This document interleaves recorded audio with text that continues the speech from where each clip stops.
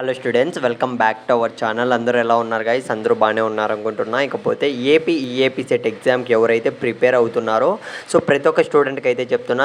Already మన previous వీడియోస్లో అయితే పేపర్స్ అయితే పెట్టాను, ఒక్కసారి అయితే వెళ్ళి చదువుకోండి మ్యాథమెటిక్స్ అయితే.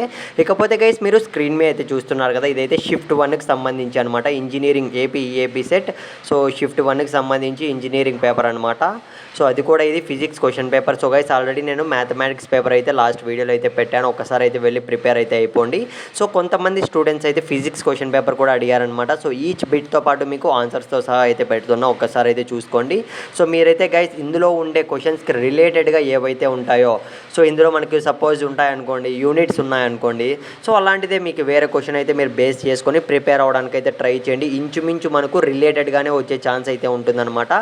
ఎందుకంటే మనకు ఎవ్రీ ఇయర్ చూసుకున్నట్లయితే మ్యాక్సిమం రిలేటెడ్ క్వశ్చన్సే వస్తుంటాయి, అందుకే చెప్తున్నా. ఇదైతే టోటల్గా మళ్ళీ చెప్తున్నా గైస్, ఇదైతే స్క్రీన్ మీద చూస్తున్నారు కదా, ఈఏపీ సెట్ ఎగ్జామినేషన్కి సంబంధించి ఇంజనీరింగ్ షిఫ్ట్ 1 అనమాట.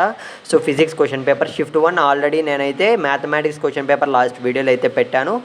1కి 2 సార్లు అయితే మీరు ప్రిపేర్ అవ్వడానికి అయితే ట్రై చేయండి గైస్. చాలామంది స్టూడెంట్స్ అయితే నెగ్లెక్ట్ అయితే చేస్తున్నారు, చదువుకోకుండా ప్రిపేర్ అవ్వకుండా అయితే. మన సబ్స్క్రైబర్స్ అందరికీ చెప్పేది ఏంటంటే, ఖచ్చితంగా మనకు ఈజీగా వచ్చినా కష్టంగా వచ్చినా కానీ మీ ప్రిపరేషన్ మీరైతే చేయాల్సిందే కదా.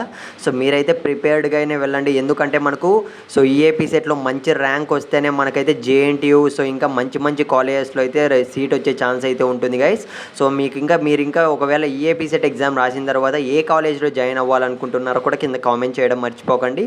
At the same time next video అయితే షిఫ్ట్ 2కి సంబంధించి నెక్స్ట్ వీడియో అయితే చేస్తాను, మ్యాథమెటిక్స్ ఫిజిక్స్ అనేది.